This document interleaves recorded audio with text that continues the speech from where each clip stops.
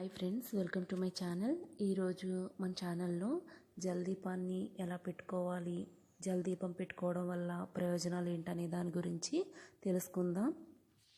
ముందుగా ఒక మట్టి పాత్ర లేదంటే గాజు ప్లేట్ కానీ తీసుకొని అందులో 3/4 వాటర్ కూడా యాడ్ చేసుకోండి. ఇలాంటి గ్లాస్ అయినా తీసుకొని అందులో వెలిగించుకోవచ్చు. 3/4 వరకు వాటర్ని వేసుకోవాలి. మిగిలిన 1/4 పార్ట్ ఆయిల్తో నింపండి.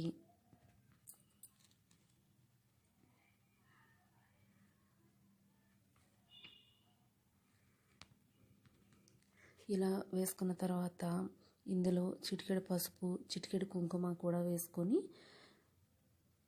తమలపాకులో జలవత్తిని ఎలా పెట్టుకోవాలనేది కూడా చూపిస్తానండి. ఇలా పసుపు యాంటీబయాటిక్ కదా, అది ఎన్నో సమస్యలకి మనకి పాజిటివ్గా పనిచేస్తుందండి. అది కూడా నేను ఎలా అనేది చెప్తాను.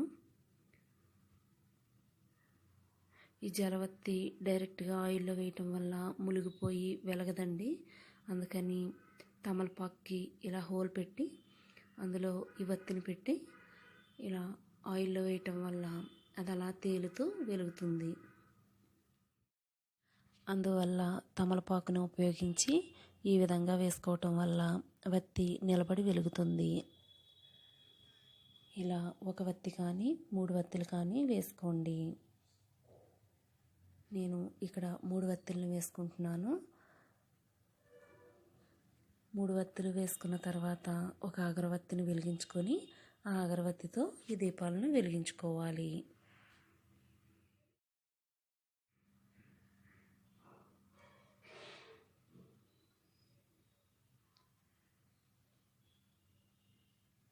ఈ విధంగా దీపాలను వెలిగించిన తర్వాత ఏ పూలుంటే ఆ పూలని ఈ పళ్ళెల్లో ఆయిల్ మీద చుట్టూ వేసుకోండి.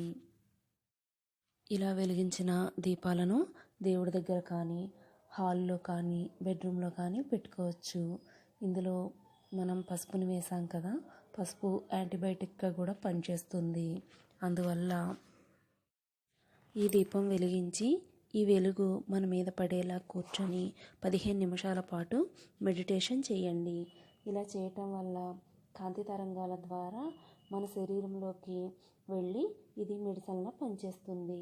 ఈ జలదీపం వెలిగించి పూర్తిగా వెలిగిన తర్వాత మిగిలిన వాటర్ని మొత్తం మన బాడీకి అప్లై చేసుకొని 10 నిమిషాల తర్వాత స్నానం చేసినట్లయితే బాడీ పెయిన్స్, స్కిన్ డిసీజెస్ కూడా తగ్గుతాయి.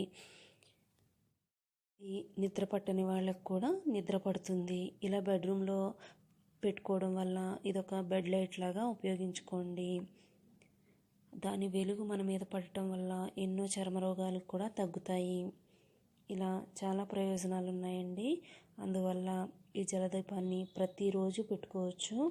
అలా పెట్టుకొని నెగిటివ్ ఎనర్జీని దూరం చేసుకుందాం.